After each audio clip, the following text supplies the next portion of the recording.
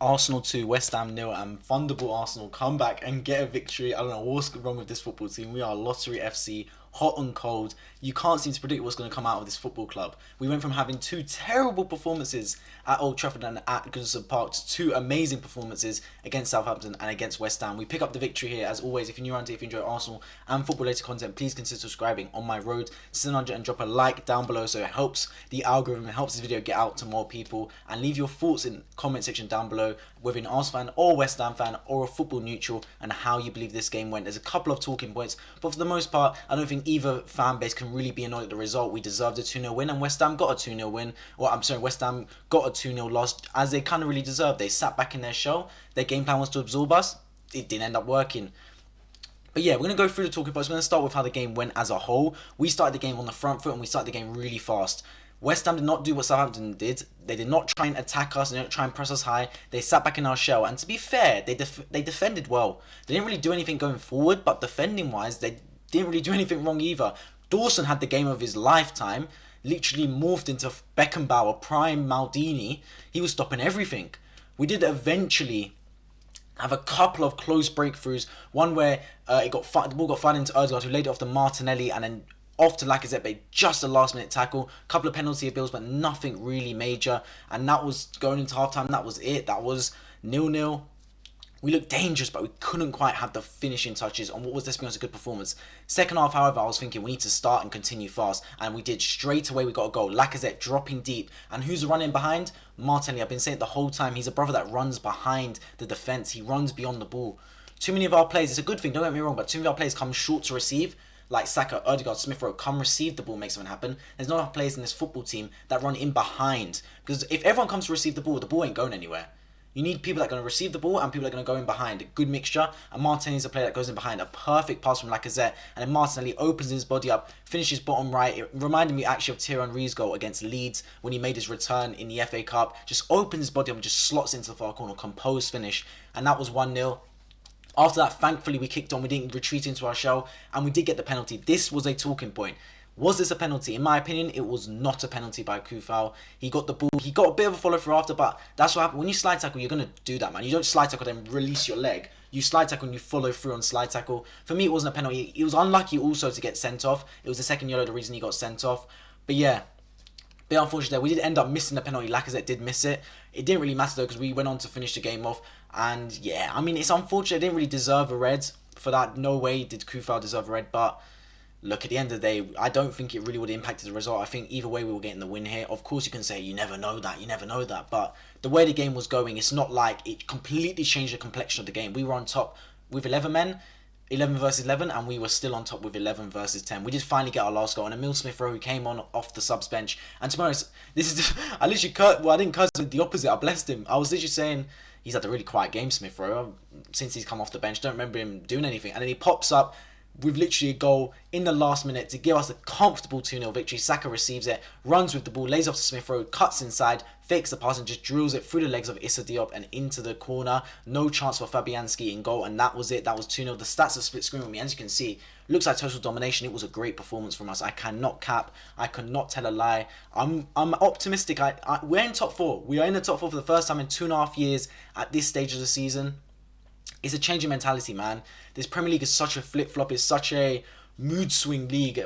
2 losses now. We're bottom of the plate. Everyone's in the bin. Everyone's mudded. The whole team is awful. It's all gonna go. It's all gonna go to pot. 2 wins now. It's a different complexion. We're gonna fight for the top 4. We're gonna go and get Champions League football. It's mad. That's why you just gotta stay in with the running. That's all I can ask from this football team. And for the first time, we have a positive goal difference again. So happy days. I cannot complain at this football club.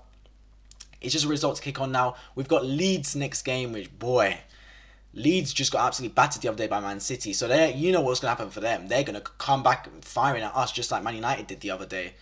And just like Everton did the other day as well. So we got to make sure that we stick to our game plan and we come out with another good performance because it's an away game. And away games we've been struggling recently. We're picking up points at home, which is all good. But you play half the games at home and half the games away. So it's one thing picking up all the results at home. You need results away as well. Getting into the player ratings now. Ramsdale and goal looked decent. He didn't really have much to do. I'm not going to lie. West Ham didn't offer anything.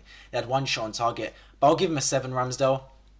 Can't give him any less than that. Can't really give him much higher because he didn't really get tested. Tommy actually had a really good game in my opinion. I'll give him a 9. No, actually, I'll give him an 8. I'll tell you one thing. Tomiyasu, foul throws, man. Foul throws. I hate when footballers foul throw. He did it 3 times, I counted today. Only one of them got penalised. He did it at least one other time. He just needs to stop throwing the ball down. Like, brother, you're a footballer. You get paid to throw the ball properly in as a right back, left back. So that's really poor for me. But I will give him an 8 because the rest of his performance was really good. Ben White next to him also looked composed. I'll give him an 8. No problems whatsoever from him. Gabriel will give a 7 to. Out of the 2 defenders, he was slightly worse on because Gabriel needs to learn to deal with the football. He's a great defender. He's an excellent defender. But sometimes he's a bit too casual on it. He's expecting Ramsdale to come or just deal with the football, bro. Like, honestly, if you have to kick it out for a throw, you have to kick it out for a throw. Just deal with the ball there and then. Just don't use your body all the time to shield off, especially Antonio, because you know he's physical. Tierney looked decent for me. Up and down, up and down. I'll give him an 8 as well. Great performance. He didn't have an assist, but he still played really well. In terms of midfields now, this was a decent game for the midfields. Partey looked good today, man. He looked really good. I'll give him an 8. Always breaking up the play. A couple of nice turns. Xhaka next to him, I'll give a 7 to. Xhaka's got the sweetest life in all of football, man. He literally gets paid money to just pass the ball left and right. What a sweet way to make an income. Because like, Xhaka, there's nothing really creative about him. He doesn't play dynamic passes through the team like we know he can. He just passes the ball left and right, keeps it ticking over. He's a bit of an engine player, and he did alright today. I cannot hate Xhaka. I'll give him a 7. I don't think it was as good as Partey, but he did his job. Going up forward up the pitch, Saka was man of the match for me. I'll give him a 9 out of 10. Always dangerous when he got on the football, interchanging play, took on players a couple of times. This is something when I say dynamic football. He's a reason you go to the Emirates to watch Arsenal play. It's Bukayo Saka's. What a footballer. Next to him, Odegaard. Odegaard had a quieter game. A couple of nice moments, but it wasn't his greatest game. I'll give him a 7. Martinelli next to him as well, I'll give him 9 as well. Always running, always running. And he got his goal, composed finish. And look, if we didn't get that goal, it might have been a long night. It's one thing playing well, but to play well and get the result as well. Martinelli kick-started that massive goal from him. And Lacazette in behind, I'll give a 9 to. Looked good with his, came deep to receive the ball. He's like playing like a false 9 at times.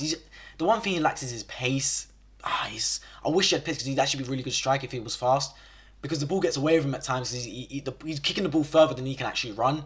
His close control is lacking a couple of times, but other than that, decent performance. Off the bench, Smith-Rowe will get an 8 for his goal, to be fair. Other than that, it was a bit quiet. And then the other subs, Nuno Torres and Nketiah didn't really have much time to do anything, so I'm not going to rate them. But yeah, overall, decent game, and we do pick up 3 points. It wasn't 3 points we necessarily expected, and it was a 6-pointer against West Ham. We overtake them. It's about times we capitalise on games like this when we need to win, and we eventually do win. As always, let me know your thoughts of the game in the comment section down below. I'm happy. Look, we keep it going. I'm not going to sit here and go, oh, we're Champions League side now. Oh, this performance is absolutely amazing. It's changed my whole complexion on the club now. Like, I've watched Arsenal enough this season and in my life to know when it's a game. This hasn't transformed the club, this one game. It's a good result, and we keep it moving, we keep it ticking over. It's a process at the end of the day. I know I hate when Arsenal fans say that. I hate myself for saying it, but at the end of the day, that's the reality. It's one game down. We keep it moving, we keep it flowing. We go into the next game of football, and that's just how it works. Now we've got Leeds on the weekend. We just got to look for another 3 points, one game at a time. And if we keep that one game at a time mentality, who knows where we'll end up at the end of this season. But either way, I'm liking what I'm seeing on a game-by-game basis. Some games are better than the others, but on a game-by-game basis, I'm liking what I'm seeing overall from this football club. Let me know your thoughts on the game in the comments down below. And if you're new around here, please consider subscribing on my road to 700 as I post a lot of Arsenal and football-related content. I'll catch you guys in the next video.